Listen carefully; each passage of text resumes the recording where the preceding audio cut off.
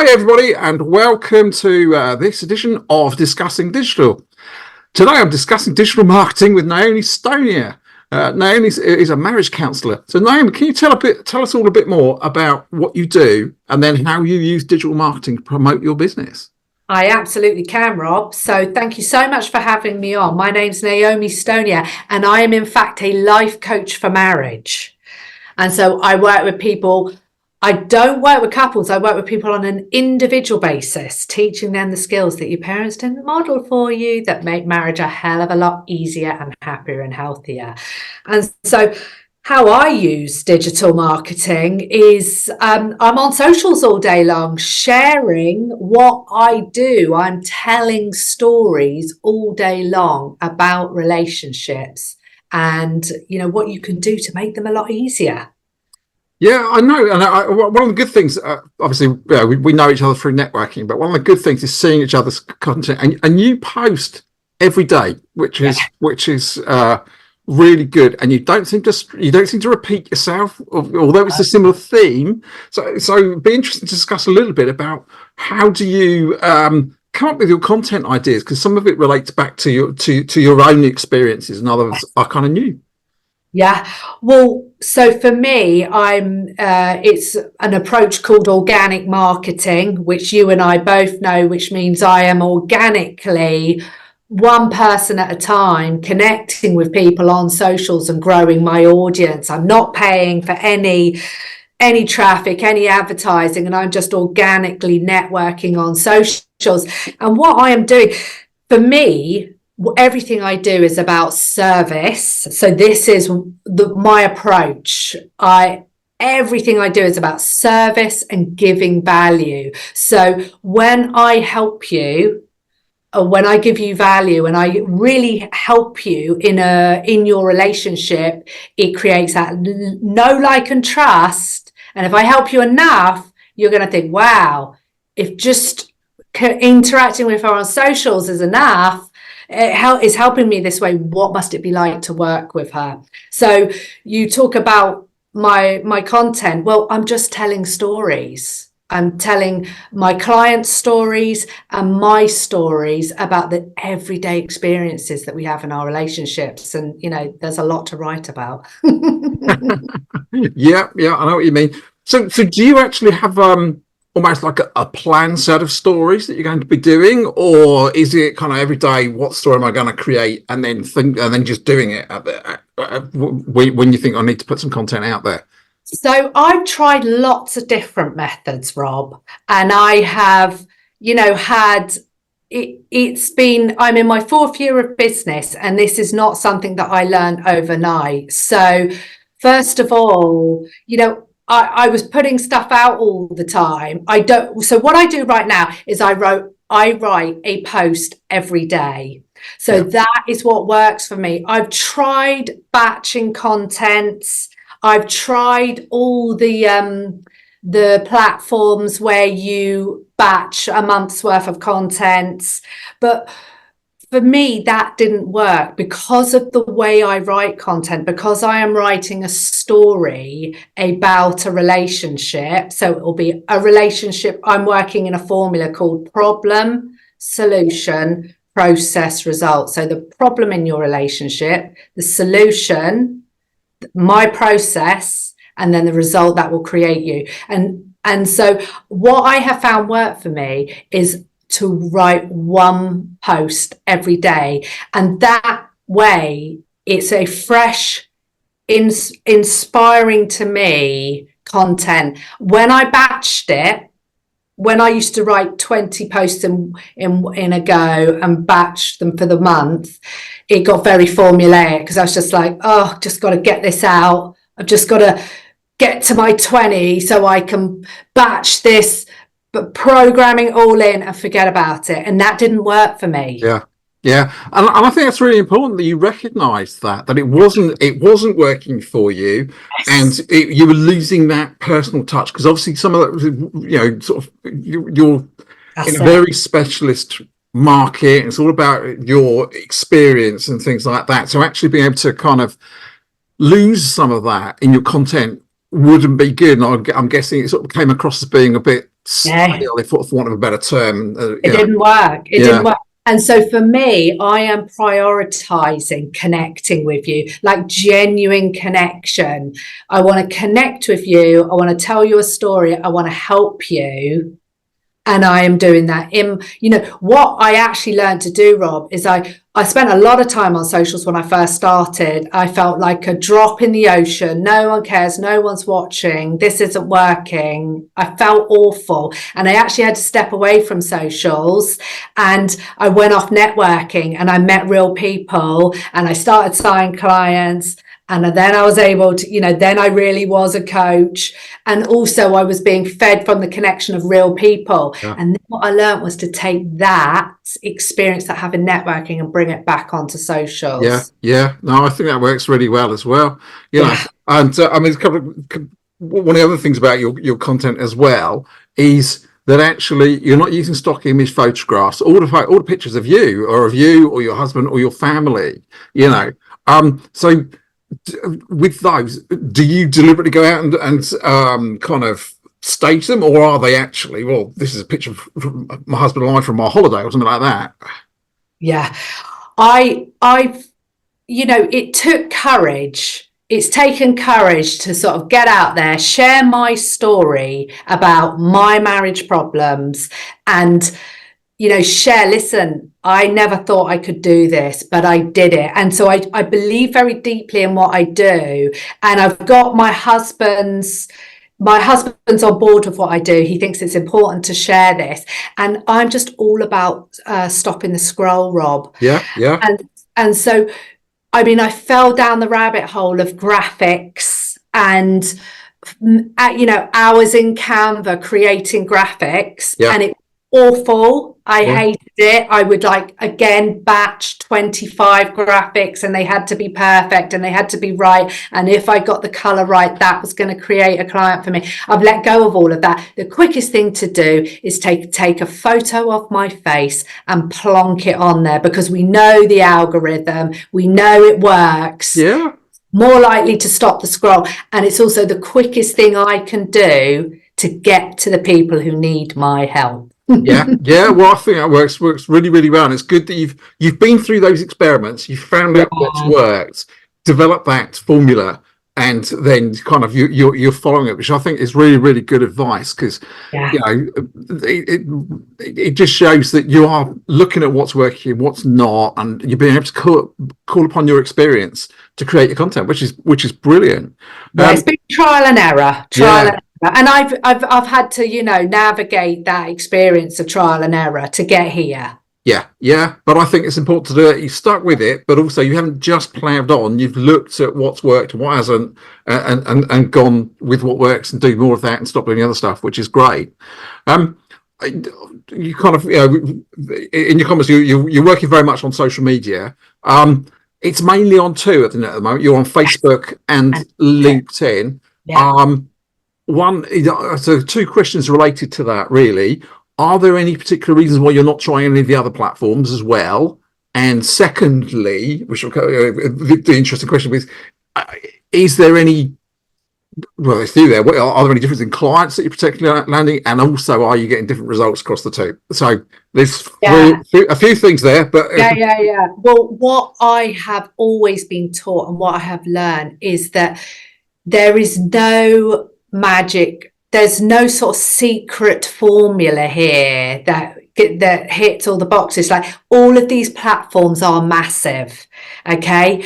And all of these platforms can create infinite business for all of us, right? There's no secret here. It's just you go to the platform that is, resonates for you the most and work it. And so I'm of that age where Facebook was the platform that I was on. So I just went on Facebook. And then once I got into our networking group, I then moved on to LinkedIn because Facebook is so enormous, and I wasn't signing any clients on Facebook. And so I thought, okay, LinkedIn, because my whole network that I'm networking with is on LinkedIn. But actually, now that I've gone through the trial and error that I've gone through, and I just get on for the love of it, and I share for the love of it. I do sign clients through Facebook as well, but because I'm organic marketing, because I don't pay anyone to do this, I do it all myself. I'm not going to go on every platform. No. I'm very strong on one or two. I mean, I'm probably mostly I get most business out of LinkedIn. I'm mostly on LinkedIn now because it really goes well with my networking, my business networking. Yeah. But I think that's really, again, it's good advice, really. Here are I'm just doing these 2 platforms. I'm comfortable with them. They're working. Why do anything else? And then once I get to a certain income, I'll be paying someone like you, Rob, to get me out on all platforms. But until then, it's just we had this conversation when we caught up a week or so ago. It's really good to be sensible, know what your capacity is, and know what's working for you. So I think that again, and do a few things very well, not all of it. Yeah, not very well. Yeah. Now, a lot of the posts we've talked about are kind of static post, picture and text, but you've also been doing video. Particularly, you've been doing quite a lot of live video as well. So how have you found that?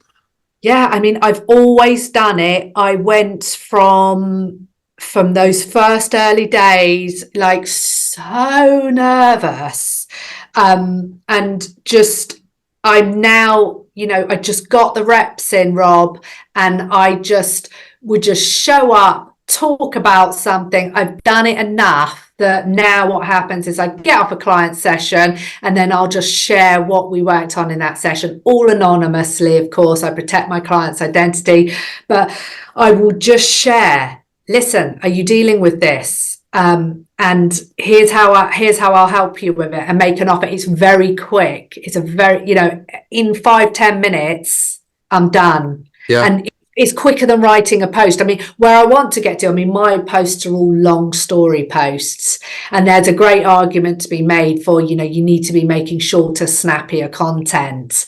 For now, those story posts work, but I definitely want to get to, a live, a story post, a short post with graphics, and me mixing that content up. But Facebook loves lives, so it bumps me up the hour. So even if nobody watches that live, 1, it bumps me up the algorithm, and 2, I go past in the feed, and it just creates this persona of I'm there in front of you. It's that touch point. But even if even if somebody isn't watching it live, it's still there on your feed. If they come back to you, they can watch it at a later date. So and that's one of the things that sometimes you get a bit hung up with. Some people get hung up with. I'm doing a live, but actually there's no live audience at the moment. You almost think, should I do it? Should I stop? But actually, just keep going, because you never know when somebody's going to come back to that content. I have really. This is the other real piece of success I've had, Rob. Is I had to go on a journey to completely let go of the kind of response I get. Yeah. So, how much engagement you get really is not related to how much business you make. Yeah. There are so many people silently consuming your content. And when we talk about touch points, I mean, like, I hear it bandied around all the time. Like, the latest one I heard is people need 40 touch points before they buy from you. But that touch point does not need to be, they sit through the whole live, they make a comment, that a touch point is they just see me go past their feed. Yeah. It's enough for them to go, look, there she is again. There she is again. Yeah, absolutely. So I have completely let go of the engagement. And but back in the early days, it was like I had a Facebook group that I could not grow. I worked in it like a full-time job, and it didn't grow. And I was in so much pain about it. And I was so attached to the number in this group. That's all gone. And it's so much easier to just show up, share. I believe so deeply in what I'm doing. I'm just shouting it from the rooftops. Yeah. It's interesting you saying about Facebook groups. On a previous edition of this, I recorded earlier this year with a business coach, a guy called Ian Dixon. He'd spent a lot of time building a big Facebook group, because 3 or 4 years ago, Facebook was kind of really trying to drive that, build a community, build a group. But he was saying it is really, really hard to keep anything like that going, because you've got to put loads of stuff into it, and unless you've got rabid fans who are posting stuff as well, it is a nightmare. But and it's borrowed real estate. You don't own any of it. It's all their platform. It's all there, but boosting them, not us. It's they're getting so much out of it. I mean, what I do see is very successful is pop-up groups. So I see people, they're launching a program, they do a week pop-up group to warm you up, to then sell to you into their program. They are very successful. Growing groups, I agree. Do you know what? I love that term as a pop-up group. I hadn't thought of it. I'm going to use that now. My community is big on pop-up groups. Well, it makes sense, doesn't it? And as the other thing to go back around content and growing your business. I mean, one of the other things that we chatted about before is you are very clear and very, you have a clear understanding of your capacity and how your business runs. You can work with X clients at a time, so therefore you've got a very good idea about how to how big your funnel is and how you fill it. So which I think is another, although it's not directly about digital marketing, it's a clear part of it, because actually again you know what you need, and so you know how, and you've now developed your content and your process to really help keep that full. And for me, it really is meeting one person at a time. One person, I'm going to talk to one person, then the next person. And when you break it down like that, socials becomes a much easier experience. It's just one person at a time. That's it. And you're just connecting with one person. And then you don't need hundreds. And also the big, some of the biggest, I see people with big following, people earning that I know are earning millions, and they've got 10 likes on a post. Stuff, it doesn't correlate. But it's good to that's a again, there's that thing about I've got to chase the numbers sometimes, and it's really good that you've got beyond that, you've gone through that and realized that actually those numbers are nice, but they're not important, really. It's all about, this is what I need, this is the process that works, and it's. And also, we want to be using socials to funnel people onto our email lists. We want to be using socials to funnel people off socials into our, it's all about, I am going to be using socials to at the moment it works for me, my model to sign a client, but as I scale, I will be harvesting email lists and talking to them off socials. And this is something we were talking about again when we had that chat last week or so, that you've got a vision and a strategy of where your digital marketing and your use of digital is going to go as well, isn't it? From startups with putting a lead magnet in place and email marketing, which you're working on at the moment, through to potentially having a learning platform in the future as well. So I think that's quite exciting that you've got that sort of model in place. And direction of travel, your strategy, one of better. And what are you doing around SEO, Rob? Because you mentioned that's something you're going into now. So again, that's a big part thing I'm interested in is content, and actually SEO. A lot of SEO is driven by content. Because it's all about, one of the things that Google's all about is presenting the right websites when you ask a question. And so, following things like the they asked you answer kind of strategy. I've forgotten the guy's name who wrote the book. But that's basically what the idea is. You put lots of content on that's answering the sort of questions that people are likely to be typing into Google. And therefore, Google will present that. If you've got that content there, then you'll pick it up. So in the future, can I be taking the posts I'm putting on socials, and repurposing them, putting them in a blog in my website, absolutely, and up the SEO that way? Absolutely, and because you've got good stories already, they're kind of keyword rich for the sort of thing that you're likely to be, people are likely to be searching for you for. And so, that's a great way. And that's another thing that I encourage is actually how can you repurpose content? Because for small business, for small business owners in particular, but it works across all sizes, actually goes back to the whole thing we started off with, talking about how do you get your ideas for your content and how do you create it and how do you get the time for it. Being able to repurpose content and use it in more than one place is a massive time saver. That's what I do. It's one post, I repurpose it everywhere, so I'll talk about it in my networking pitch. It'll get same posters on LinkedIn and Facebook. I'll talk about it in a live. It's all the same piece of content. Yeah. And that, again, Rob, that has saved me a huge amount of time. And now I'm writing one thing a day and creating sort of 4 pieces of content out of it. And that's, I had to practice, but that's now a very quick process. Yes. Yeah. And I think that's, again, another great thing. I know we talked, you said you found batching didn't work, but actually batching works really well for me. And that's what I do. But I have lots of, I think of them as layers, or you're playing Tetris. So I've got a foundation layer, which is something that goes out every day. And then I've got testimonial Tuesday. So I put a testimonial out on a Tuesday. I've got around the office on a Monday. So to start people getting to feel a bit about me, because it's not just a magnolia wall office. I've got a lot of personal touches. I do a couple of polls a week and things like that, as well as posts about my services. So that's how you batch it. Yeah.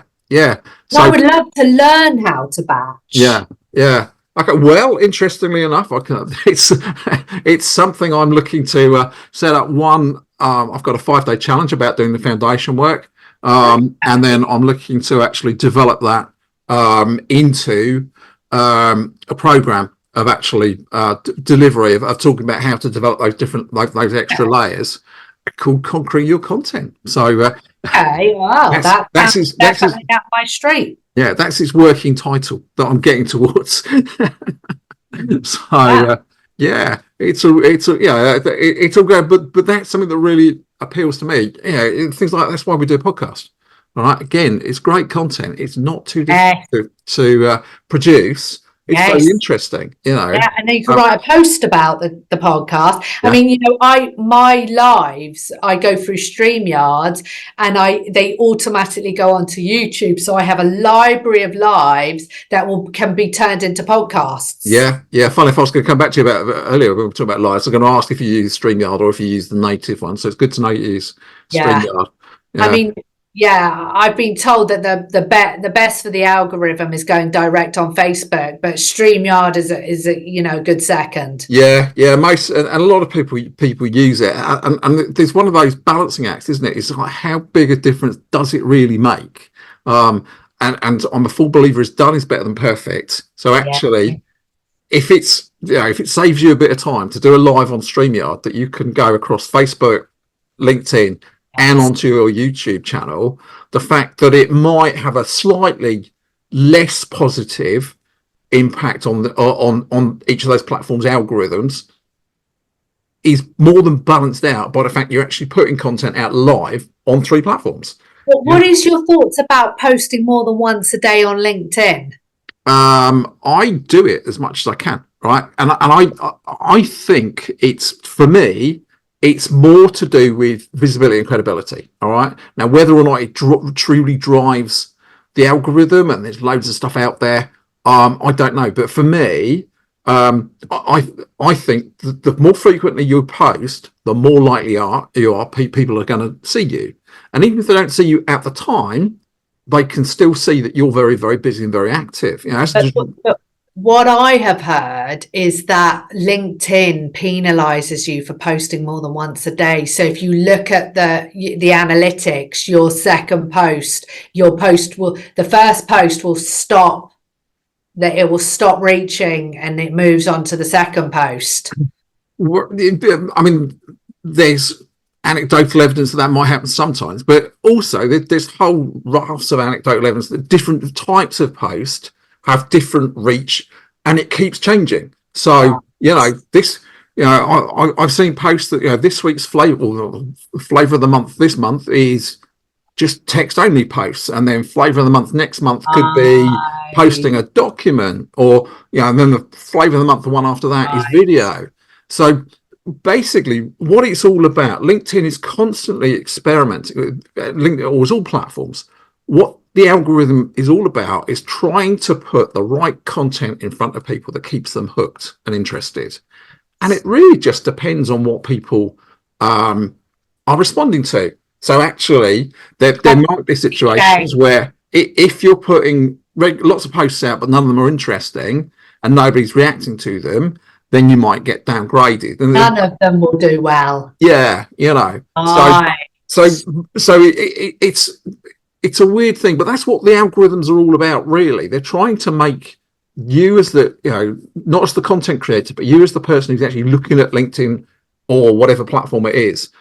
They're trying to make sure that you get the stuff that keeps you interested. And so it does, it varies from platform to platform. It varies all the time because they are constantly changing the algorithm, because they're looking at what works and what doesn't. Well, that feeds works, and it's a constantly evolving platform.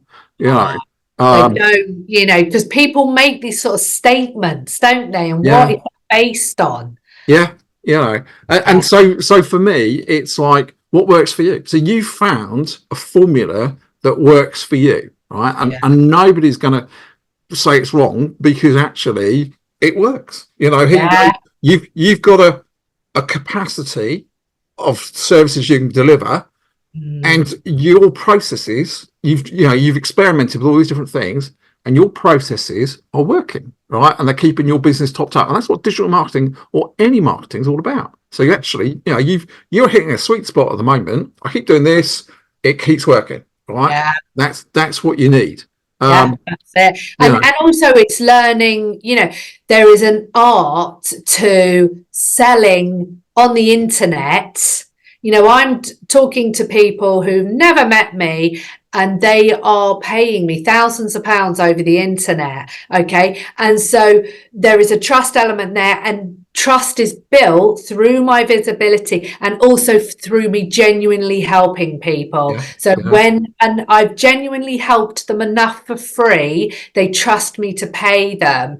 And so this was also why I did it organically, because there's no point paying for ads, getting a load of leads in. One, they're very cold, and two, have I got the ability to create enough trust and help this person understand how I'm going to help them for them to actually work with me? So that was again, when I get to a certain stage, I'll be coming to you, Rob, and you're going to be helping me with my ads. But until then, I'm at a good level to just convert it myself at the steady pace. Yes. Yeah. And the other challenge for you in some ways, because of the kind of what you do, is you can always ask for testimonials, but quite often you're either going to get something that's anonymous because somebody doesn't want to sort of say or you have to have a very, very trusting client that's willing to give you that, because it's difficult for them for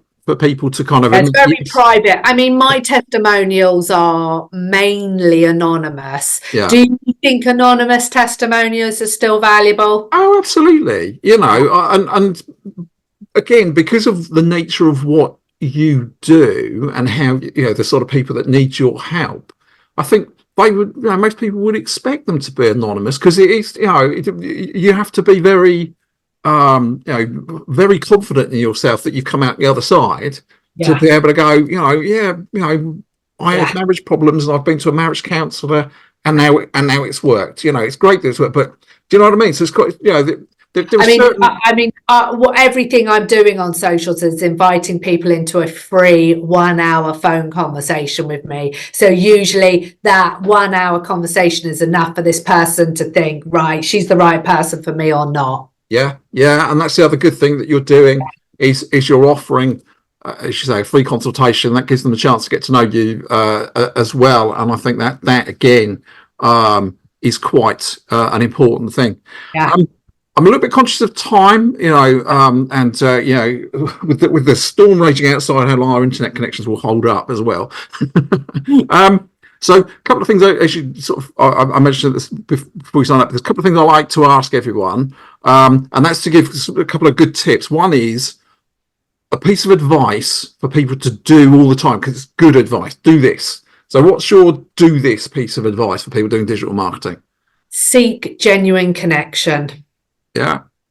Genuinely talk. Be a real human being and talk as you would in person, in real life, to people on social media. Yeah. Okay. That's a really good one. And conversely, what's your tip of don't do this? It just doesn't work. Um, Yeah, I mean, again, in the complete reverse, I really think it is if you are just going on with the agenda of making money, you will probably fail. It's just like networking. If you go into networking to have a genuine conversation and find out about someone, you're much more successful than, is this person going to pay me? Yeah. Yeah. No, absolutely. And you're absolutely right there. Yeah. That's cool. So, if people want to get in contact with you because they might need your services or just interested in what you're doing with digital marketing, what's the? I will share your links in the show notes and everything. But what's the best way for them to get in contact with you if they want to? They can email me at naomi@plumocoaching.com. That's PLUMO coaching.com. And of course, I am on LinkedIn and Facebook all day, every day. Excellent. Well, thank you so much for your time today, Naomi. It's been really interesting chatting with you. And it's really interesting. We're looking forward to not only what you're doing now, what you're doing in the future with digital marketing. So thank you ever so much. Thank you so much for having me on.